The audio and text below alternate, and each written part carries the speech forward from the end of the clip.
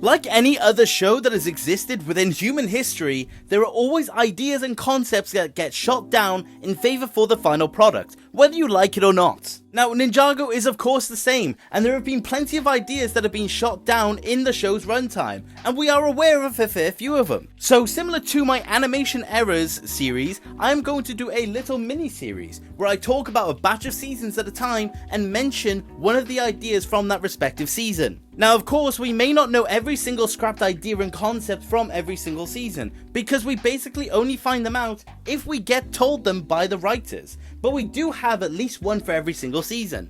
So just like that, I am going to talk about one from each respective season. And from this episode, I will go from the pilot through till season 6, and I will mention one from each respective season and give my general opinion on it. But let's get started, and for the pilot, I'm going to talk about the original ending that was scrapped. This being that the portal that Garmadon went through at the end of the final episode was actually meant to go to the future, and we were going to see the ninja follow through. This of course led to this amazing looking concept art of the ninja staring on at a city covered in what I presume to be a massive shield, and I think it's fascinating to say the least. In my opinion, I think this is the idea where New Ninjago City came from for Rebooted, but it of course looks very different in that season compared to this piece of art, but it's still fascinating to see nonetheless. Now this of course would have led for the rest of Ninjago to have played out very differently, and I would have been curious to know where they would have went from here onwards. It also would have led to a lot of factors in the seasons that we probably couldn't have gotten, such as a young Lloyd releasing the Serpentine, or the final battle happening how it did. So I am very curious to know how the show would have played out like this, whether it would have been better or worse. But there's not much else we really know about this piece of concept art, and it is unfortunate that we don't know where the ideas were going from there.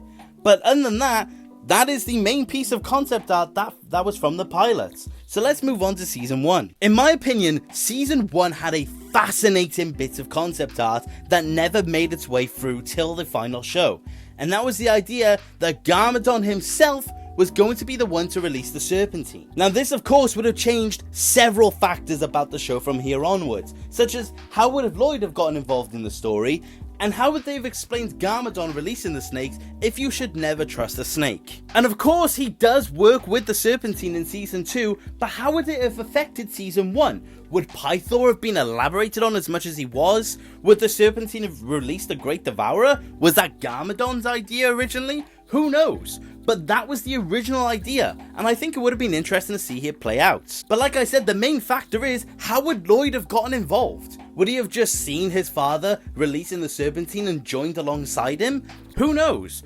But they would have had to have gotten Lloyd into the story in a very different way, and I'm definitely curious to know what their plan was. I know there were talks of Lloyd not originally being the Green Ninja, so that might have been it. I know they originally wanted Jay to be the Green Ninja, but I just don't know how they would have done everything with this different idea.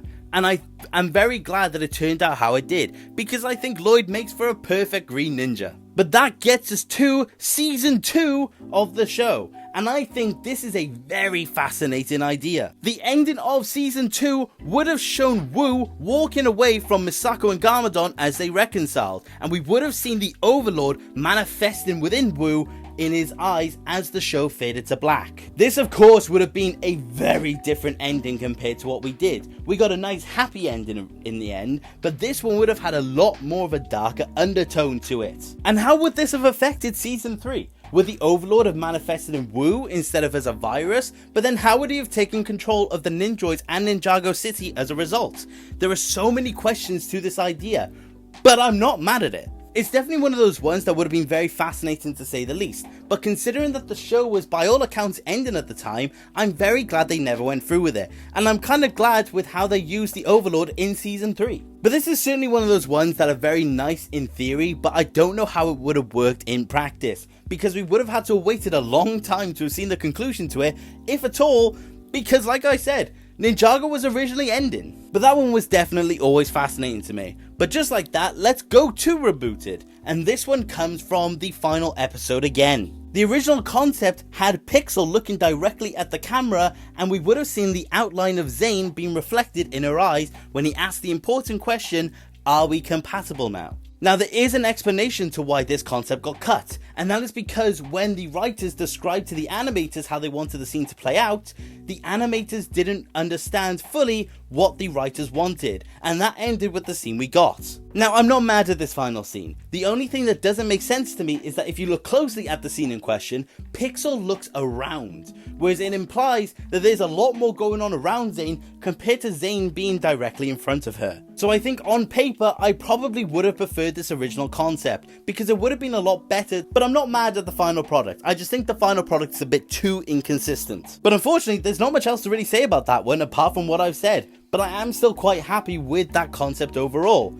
But let's get to Season 4. The main piece of cut content from Season 4 was just elements that never made its way into the tournament itself, mainly magnetism, crystal, and sight. But by all accounts, it seems that these elements were cut just for the sake of not having too much in one season, and I can completely understand that, because I think we were introduced to enough elements as is. Does that mean I don't want to see an element of magnetism or an element of sight? No, I would love to see stuff like that, but it does mean to me that we did instead get less elemental masters that we spent more time with, and they're more iconic for a reason. We do know there were a couple of other ones that were tossed around, such as the Master of Time and Water, but of course I'm very glad to say that they didn't do that in Season 4, because as a result, we got the Time Twins and Nia. So I'm more than happy that those never made their way in. So overall, I'm very glad that this cut content never made its way into Season 4, because everything that was cut made way for either more iconic Elemental Masters or fantastic Elemental Masters in later seasons. But like that, let's look at Possession. Possibly the most brief of cut content that we will see in this episode is just the fact that the only bit of cut content we're aware of for Possession was the fact that there was just going to be an inappropriate joke about the preeminent in Curse World Part 2. Do we know what the joke was? No. Will they tell us what the joke was? Probably not.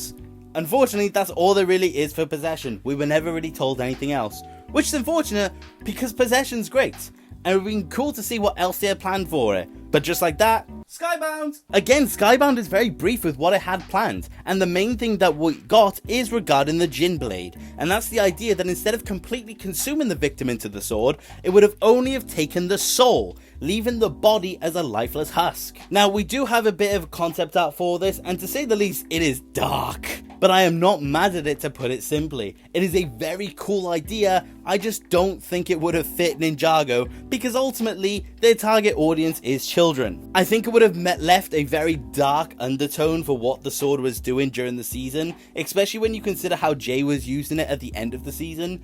But overall, it's still very cool to see, I just don't think it would have fit the show's tone. But that about covers the main piece of cut content from each season that I've talked about today. And unfortunately, it does feel very brief in certain sections, mainly Season 5. But unfortunately, this kind of topic is completely at the mercy of the writers for the show. But overall, there are still some very interesting pieces of cut content, and there are some that I do wish we got to see in action. And I would love to know which pieces of cut content you guys would have wanted to see in the show itself, because some of them are debatably better than what we got. In my opinion, as dark as it is, Season 6's Jin Blade's original idea was going to be a lot better than what we got, but I understand why they never had it. But just like that, let me guys know if you enjoyed this video and if you want to see another part of it. But other than that, thanks for watching guys, take care, okay,